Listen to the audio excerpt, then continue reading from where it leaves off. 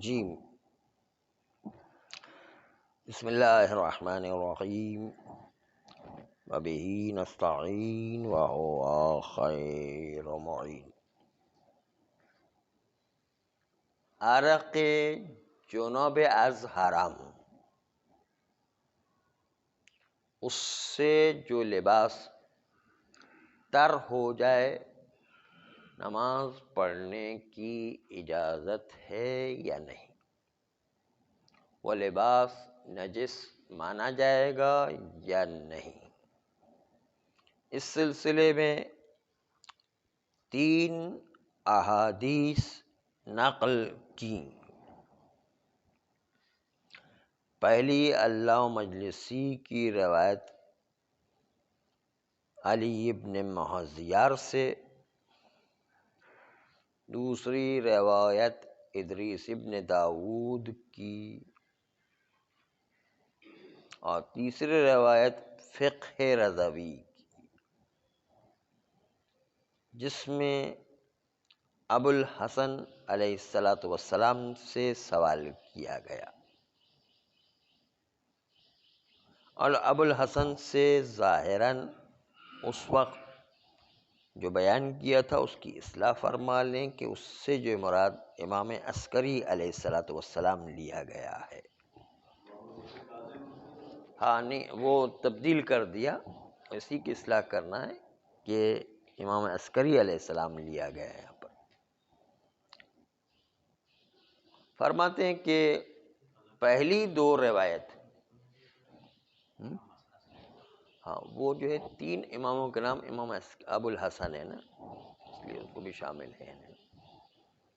فرماتے ہیں کہ جو ہے پہلی 2 روایتیں، جس میں جو ہے علی ابن مہذیار والی اور ادریس ابن داود والی روایت، یہ 2 روایتیں ضعیف ہیں۔ فقہ رضوی جو تیسری روایت تھی، اس میں تو بالکل صاف کہا کہ وہ روایت ہی نہیں ہے، وہ تو عالم کا قول ہے، یعنی اصلا روایت ہی نہیں ہے، کیونکہ فقہ رضوی اس کتاب کے سلسلے میں عرض کیا کہ کتاب کی روایت کی کتاب ہونا ہی ثابت نہیں ہے اصلا، بلکہ یہ ہو سکتا ہے کسی عالم کی کتاب ہو جس نے روایت کو دیکھ دیکھ کے الفاظ نقل کیے ہو، لیکن روایت نہ ہو۔ یعنی تو کتاب کے اندر امام کے الفاظ نہیں، امام جیسے الفاظ نقل کیے جاتے ہیں۔ تو فقہ رضوی اس میں تو آخری والی جو کتاب تھی اس کے سلسلے میں تو یہ عرض کیا کہ اس کا روایت ہونا ہی ثابت نہیں ہے، تو پھر ہم معتبر و غیر معتبر کی بات کہاں کریں کہ جو روایت ہی ثابت نہیں ہے، اصلا روایت کا ہونا ہی ثابت نہیں ہے اس کا۔ اما 2 پہلی اور دوسری روایتیں، یہ دونوں روایتیں بھی ضعیف ہیں، کہ جس 2 روایتوں اور تینوں روایت کا مقصد یہ تھا کہ اس حرام سے مجنب کا پسینہ اس سے نماز نہیں پڑھی جا سکتی ہے۔ فقہ رضوی والی روایت تو ویسی روایت ہی ہونا نہیں معلوم ہے۔ یہ 2 روایت جو پہلی والی تھی علی ابن مہذیار اور ادریس ابن داود کی، یہ 2 روایتیں بھی ضعیف روایتیں ہیں۔ اما بحسب سند ضعیف ہے، کیونکہ ان دونوں روایت کی اسناد واضح نہیں ہے، اس لیے کہ سند ان دونوں روایت میں اپنے تمام سند کے ساتھ ذکر نہیں کی گئی ہیں، اور یہ ادعا کرنا کہ دونوں روایت کا جبران شہرت فتوائی کے ذریعے سے، اپنے مضمون کے ذریعے سے قدماء کے درمیان شہرت فتوائی کے ذریعے سے انجبار سند ہوگا، یہ مدفوعۃن، جبران سند شہرت فتوائی کے ذریعے سے جو قدماء کے درمیان تھا اس کے ذریعے سے جبران سند کرنا مدفوع ہے۔ صغراً و کبراً، صغرا و کبرا دونوں جہت سے انجبار سند انجبار سند مدفوع ہے، اما بحسب کبرا انجبار سند مدفوع ہے۔ کیوں؟ اس لیے کہ کئی مرتبہ گزر چکا ہے کہ شہرت ممکن نہیں ہے کہ اس کا جبران، شہرت ممکن نہیں ہے کہ وہ جبران کر سکے ضعف روایت کا۔ اس طریقے سے کسی روایت سے اعراض کرنا اس روایت کے اعتبار کو ساقط نہیں کرتا، اعراض اعتبار سند کو ساقط نہیں کرتا ہے۔ اس طریقے سے شہرت روایت کے ضعف کو جبران بھی نہیں کرتا، دونوں طرف ہیں۔ شہرت نہ ضعف کا جبران کرے گا، نہ اعراض علماء یہ ثابت نہیں کرے گا یہ روایت معتبر نہیں ہے۔ نہیں، وہ روایت اپنے اعتبار کے اعتبار سے، اگر سند کے اعتبار سے معتبر ہے تو علماء اعراض بھی کریں تو بھی روایت کا اعتبار اپنی جگہ پر باقی رہے گا۔ بس اس بنیاد پر کبرائے کلی یہ بنا کہ شہرت جابر سند نہیں ہے۔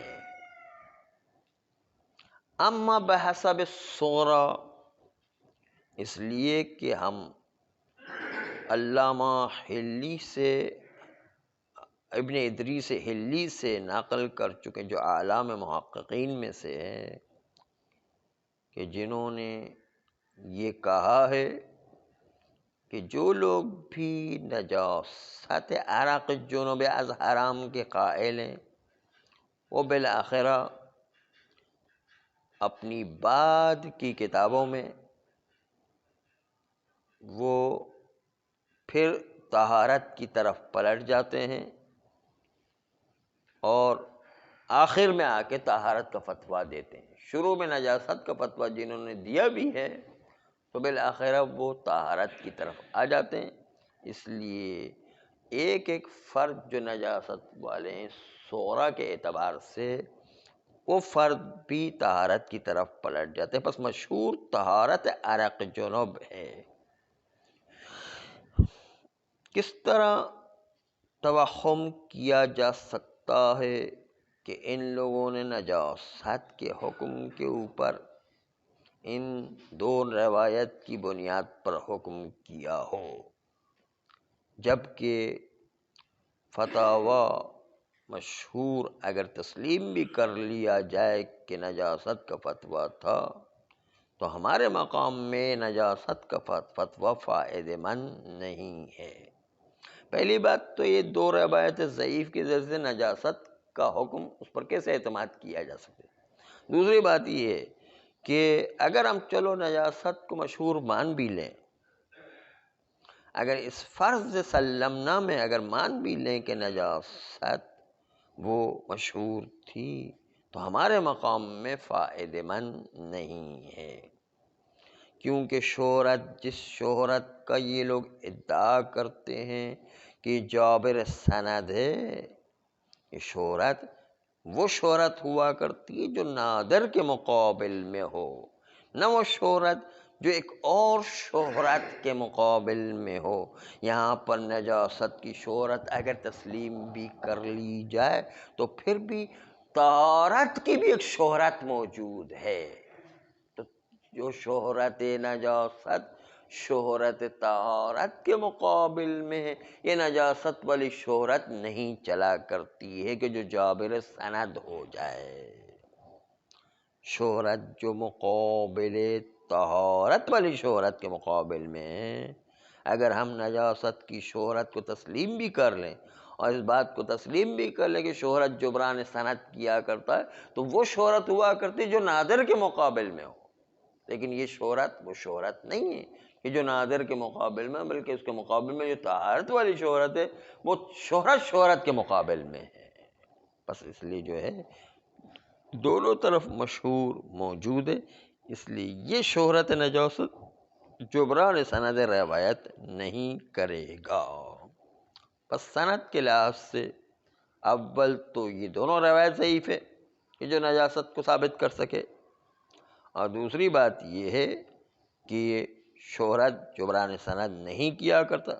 اگر جبران سند کو مان بھی لے تو بھی اس کے مقابل میں وہ شہرت طہارت موجود ہے جو شہرت طہارت کی موجودگی میں شہرت نجاست جبران سند نہیں کر سکتا ہے.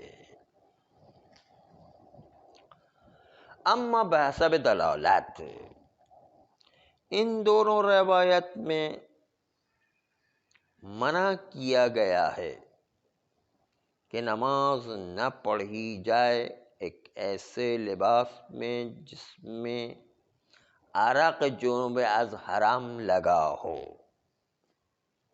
لیکن منع کرنا نماز سے ایک الگ بات ہے، نجاست کو ثابت کرنا ایک الگ بات ہے.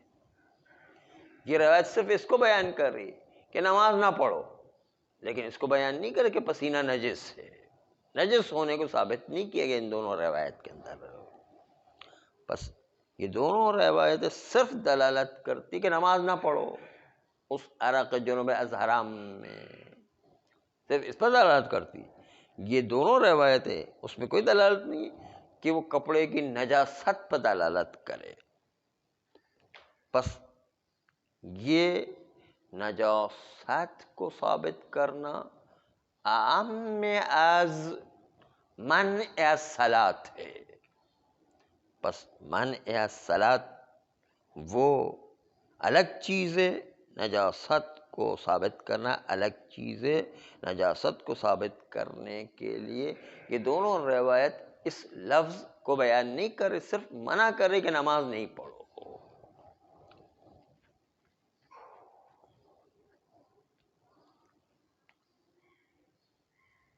یہ روایتیں بعید ہے کہ نجاست کو یا مانعیت کو ثابت کر سکے.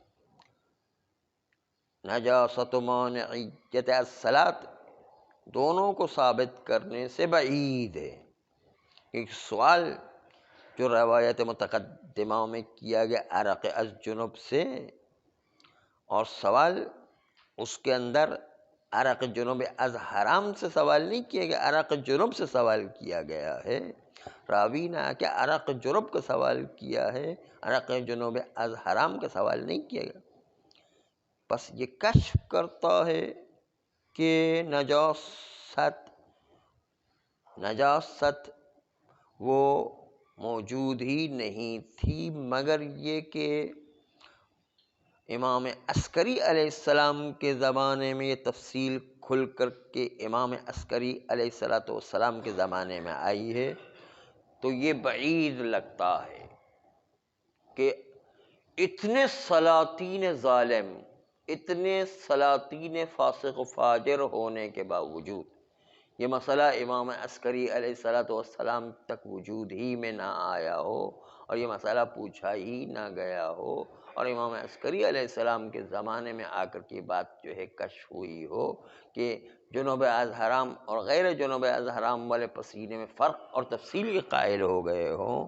یہ فسق و فجور کا زمانہ چل رہا تھا، ظالموں کا زمانہ چل رہا تھا، عمرا کا زمانہ چل رہا تھا. اس کے باوجود وہ حرام کیسے ہو سکتا کہ چھپا رہ گیا اور امام عسکری علیہ السلام کے زمانے میں آ کر کے یہ ظاہر ہوا ہو. ابو الحسن عسکری علیہ السلام جو ہے ان کے زمانے میں آ کر کے جو ظاہر ہوا ہو.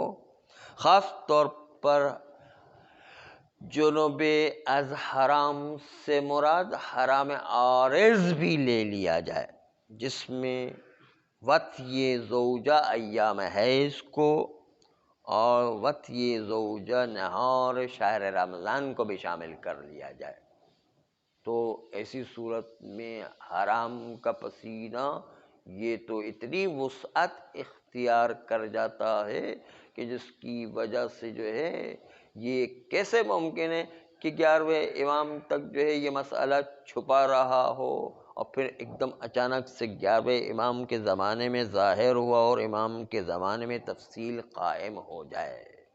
بس اس لیے اس جہت سے بھی بعید ہے کہ یہ مسئلہ حرام کا ثابت ہو سکے امام عسکری علیہ السلام. اول تو سند صحیح نہیں ہے، دوسرا یہ کہ نجاست ثابت ہونا جو ہے پتہ نہیں چل رہا ہے، تیسرا یہ کہ اصل مانعیت بھی بعید لگتی ہے کہ اس وقت تک 11ویں امام تک جو ہے وہ یہ مانعیت پتہ نہ چلی اور پھر 11ویں امام کے زمانے میں اچانک سے پتہ چل گئی ہو، جبکہ اتنے سلاطین ظالموں، جائروں، امراء، فاسق و فاجر لوگ گزر چکے ہیں، اس زمانے تک یہ مسئلہ جو ہے لوگوں کے سامنے ہی نہ آیا ہو، یہ کیسے ہو سکتا ہے؟